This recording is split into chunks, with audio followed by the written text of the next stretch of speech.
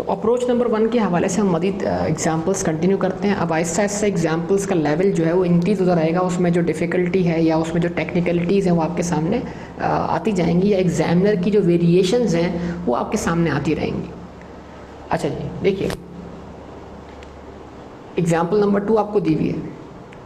Opening balance 1100 rupees in 1000 है, closing balance 1300 या originally 1,300,000। Cell return दिया हुआ है, डेटर का ओपनिंग बैलेंस है, डेटर का क्लोजिंग बैलेंस है, सेल रिटर्न है 200 और डिस्काउंट अलाउड दिया हुआ है 100 का। अब ये एक इन्फॉर्मेशन यहाँ लिखी हुई है जिसके ज़रिए हम रिसर्च फ्रॉम डेटर्स तक पहुँच सकते हैं या कलेक्शन फ्रॉम डेटर्स तक पहुँच सकते हैं। Discount allowed at 5% to all customers who settled their accounts. आप डिस्काउंट देते हैं अपने तमाम कस्टमर्स को जो अकाउंट सेटल करते हैं, जिनको आप क्रेडिट सेल्स करते हैं, और फिर जब वो अकाउंट सेटल करते हैं तो आप तमाम कस्टमर्स को 5% डिस्काउंट देते हैं। इसका मतलब क्या हुआ? ये 100,000 रुपीज़ उन तमाम कस्टमर्स का डिस्काउंट है जिन्होंने आपको इस साल क्या किए हैं, पेमेंट्स किए हैं। तो इसका मतलब क्या हुआ? वो पेमेंट्स जो होंगी, जो आपको मिली हैं, वो 5% डिस्काउंट देने के बाद होंगी। तो वो अमाउंट्स जो उन्होंने सेटल किए हैं वो 100%, उस पर डिस्काउंट लगा 5%, और जो आपने रिसीव किया वो 95%। तो इसका मतलब 5% डिस्काउंट हुआ, 9% 95% कलेक्शन हुआ, टोटल सेटलमेंट कितनी हो गई? 100% की हो गई। तो ये छोटे छोटे पॉइंट्स हैं, मार्कअप मार्जिन के हवाले से टेक्निक्स हैं, उनको आपको कंसीडर करने की ज़रूरत है। तो इसका मतलब क्या हुआ? हम इस अप्रोच को एनालाइज करते हैं कि डेटर का ओपनिंग क्लोजिंग बैलेंस है। यस, डेटर का ओपनिंग क्लोजिंग बैलेंस है। Receipt from debtor is given और कैन बी कैलकुलेटेड। क्या रिसिप्ट फ्रॉम डेटर आपको दी हुई है? तो बज़ाहिर तो इस सिनेरियो को देखकर कहीं भी दिखाई नहीं था कि रिसिप्ट फ्रॉम डेटर आपको दी हुई है, लेकिन इस डिस्काउंट अलाउड के ज़रिए जो एग्जामिनर ने हमें रास्ता दिया है रिसिप्ट फ्रॉम डेटर तक पहुंचने का, तो हम रिसिप्ट फ्रॉम डेटर इस 100,000 से मालूम कर सकते हैं कि जो अमाउंट सेटल हुआ है ये उसका 5% है। तो इसके ज़रिए हम सेटल अमाउंट निकाल सकते हैं, और सेटल अमाउंट का 95% जो है वो हमारी कलेक्शन फ्रॉम डेटर्स के बराबर होगा। तो इसका मतलब ये हुआ कि ये सेकंड क्राइटेरिया भी पूरा हो गया कि receipt from debtor is given और कैन बी कैलकुलेटेड। उसके बाद सेल्स रिटर्न है आपके पास, डिस्काउंट अलाउड है, तो जो भी अवेलेबल इन्फॉर्मेशन आपका करें इस अकाउंट में रखें और कैलकुलेशन परफॉर्म करें। तो बैलेंस बीडी आपने प्लेस किया यहाँ पर कितना? 1100।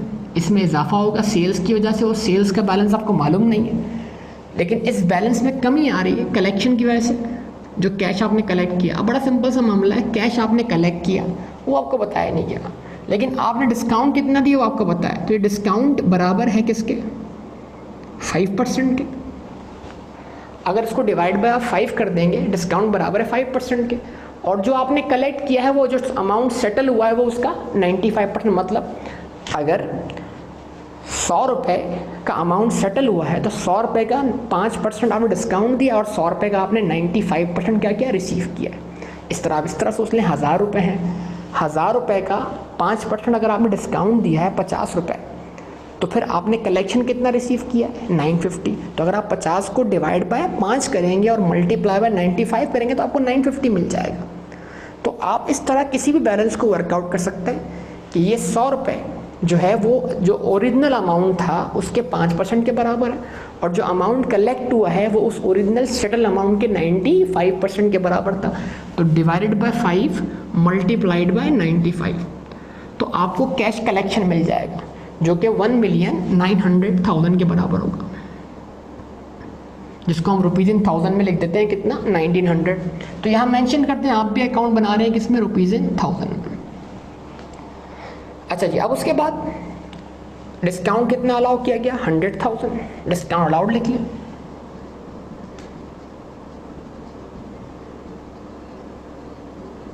$100,000, तो 1900 प्लस 100,000 कितना हुआ? 2 मिलियन। इसका मतलब टोटल अमाउंट सेटल हुआ था कितने का? अमाउंट सेटल्ड कितना था? 2 मिलियन था। 2 मिलियन का 5% क्या था? डिस्काउंट, और 2 मिलियन का 95% जो था वो क्या था? कलेक्शन था। तो 2 मिलियन का 5% कितना बना आपके पास? 100,000, और 2 मिलियन का 95% क्या बना? 1,900,000। अब इस तरह सोचिए कि आपको ये 100,000 दिया हुआ है, ना आपको अमाउंट सेटल पता है, ना आपको कलेक्शन पता है, तो इन मिसिंग वैल्यूज़ को आप किस तरह फाइंड कर सकते हैं? बड़ी सिंपल सी बात है। तो आपको ये 100,000 दिया हुआ है जो कि बेस वैल्यू के 5% के बराबर है। तो आप क्या करें, आप लिखें 100,000 और आपने कहा मल्टीप्लाइड बाय डिवाइडेड बाय 5 कि ये खुद 5% के बराबर है और जो चाहिए वो कितना है, 95%। तो उसको मल्टीप्लाई कर दिया 95 से, आपको कलेक्शन मिल जाएगी डायरेक्टली 1,900,000। और अगर आपको कलेक्शन प्लस डिस्काउंट जो टोटल अमाउंट सेटल हुआ है वो निकालना है जो कि 100% वैल्यू है, अगर आप उसको फाइंड करना चाहते हैं तो आप क्या करें, आप लिखें यहाँ पर 100,000। आपने कहा जनाब ये 5% के बराबर है, तो जिस वैल्यू पर ये डिस्काउंट लगा है वो वैल्यू बेस वैल्यू है, 100% के बराबर। क्या करते हैं आप उसको मल्टीप्लाई बाय 100 कर दें। तो जैसे आपने डिवाइड बाय 5 किया, मल्टीप्लाई बाय 100 किया, आपको 2 मिलियन यहाँ पर मिल गया। तो जो मार्कअप और मार्जिन्स की आपको टेक्निक सिखाई गई है वो बड़ी इंपॉर्टेंट है इस टॉपिक के लिए भी, आप उसको इसमें अप्लाई करेंगे लाजमी। डिस्काउंट आउट आ गया यहाँ पर 100 का, उसके बाद सेल्स रिटर्न की वैल्यू यहाँ पर रख दें हम 200। तो कलेक्शन फ्रॉम डेटर आ गया, डिस्काउंट आउट हो गया, आप क्या करते हैं बैलेंस शीट रखते हैं। बैलेंस शीट है 1,300,000। इन सब का सम कर देंगे तो सम हो जाएगा आपके पास 3,500,000। तो अगर आप 3,500,000 में से 1,100 लेस कर देंगे तो आपको इस तरह मिसिंग वैल्यू मिल जाएगी जो कि सेल्स की वैल्यू है, बैलेंसिंग वैल्यू। तो इस तरह आपके पास क्रेडिट सेल्स आ गई टोटल किस अकाउंट से, डेटर के अकाउंट से।